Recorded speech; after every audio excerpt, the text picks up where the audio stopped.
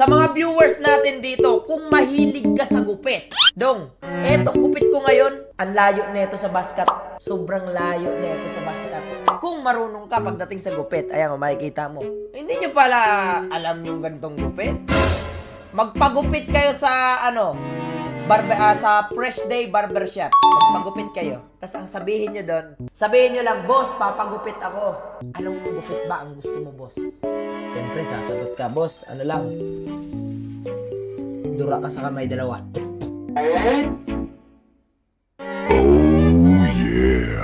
Bascute lang, boss. Tapos dito sa may likod, army cute. Bascute at army cute na pinagsama.